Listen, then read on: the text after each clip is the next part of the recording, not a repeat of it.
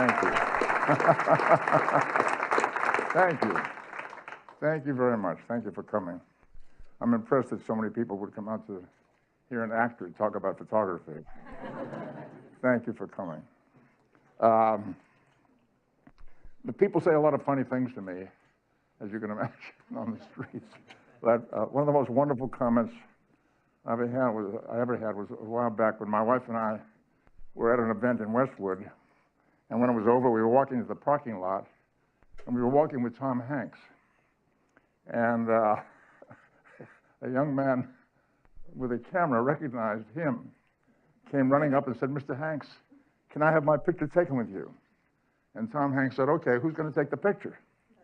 And then the young man recognized me, and he said, "Oh, Mr. Nimoy, you're a wonderful photographer. Will you take the picture?"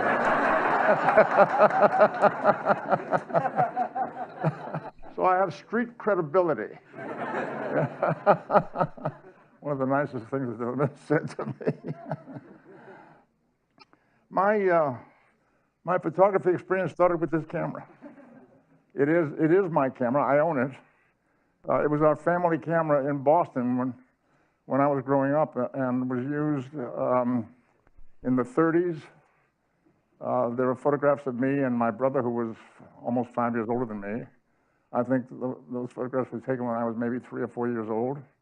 And then I inherited, I sort of took on the camera myself in the early 40s, started using it to experiment with photography.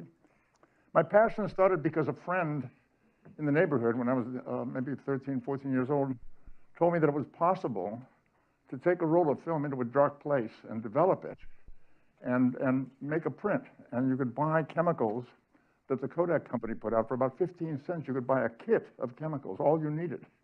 And with 3 soup bowls, you could develop that roll of film and make images. So I started exploring that using the family bathroom, which was a bit problematic because I lived in a 2-bedroom apartment where there were 3 generations: my grandparents, my parents, and my brother and I. 6 people, 1 bathroom. You get the picture. I would tie the place up for too long and be pounding on the door. You have to get out of there now.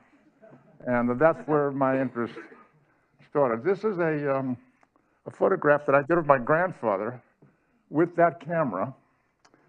And I built an enlarger with that camera. I used to read magazines like Popular Mechanics, that kind of thing. And I found a plan for building an enlarger using this type of bellows camera. I bought myself a wooden breadboard for a base, built a post, and use a metal lunchbox for a light box. And so I shot this picture with the camera and then enlarged it with the enlarger that I built with the camera, and I still have this print. This was around 1943, 44. After Star Trek, 3 seasons from 66 to 69, and then 2 seasons of Mission Impossible, 70 to 71, I had 5 intense years of television work. And I had, at that point, really accomplished more than I ever thought I would as an actor. I was really very satisfied with what had gone on. And since I'd always had this passion for photography, I thought I might change careers. And I started following a photographer named Albert Watson, very good commercial photographer, who was working here in Los Angeles at the time.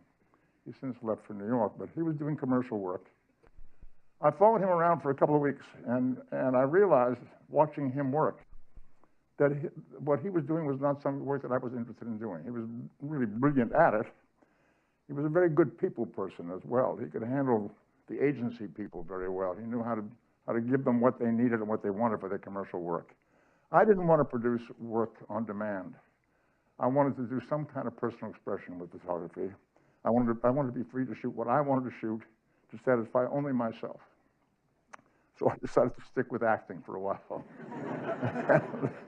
And I was carrying cameras everywhere for a while. I was carrying cameras constantly, shooting what I saw. If something touched me in some way, I would take a picture of it. I went to Spain to work in a movie with Yul Brynner, a Western called Catlow, and On my days off, it was on the southern coast of Spain, I would wander around with the cameras and look for things that caught my eye. And I was shooting this kind of work. This is a street in a town called Almeria on the southern coast of Spain. Something about the moody quality of it, the atmosphere of it, caught my attention. And this too, wandering around with the car on a day off, and this, Almeria in 1971. And one day, I took the camera to the set when I was not working. It was the only time I ever did it. I never did it again. And the reason was that when I brought the camera out on the set, people immediately started posing for me.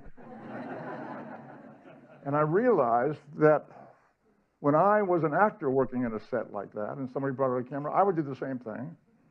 Something compels you to do that, and particularly if you're an actor, because you want to be seen properly.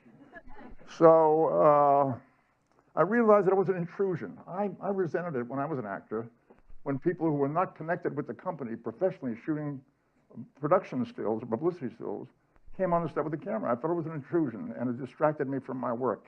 I shot this one photograph and saw what was happening, and I put away the camera, and I never did that again. And that's Yul Brynner in the center with the white hat, and the director to the right of him in the light jacket. This is a photograph I shot of my parents here in Los Angeles. I was still carrying cameras. They were walking ahead of me. And I saw this happen. I grabbed the picture, and it turned out to be a really interesting psychological study. My mother was a very curious person. My dad just kept right on walking.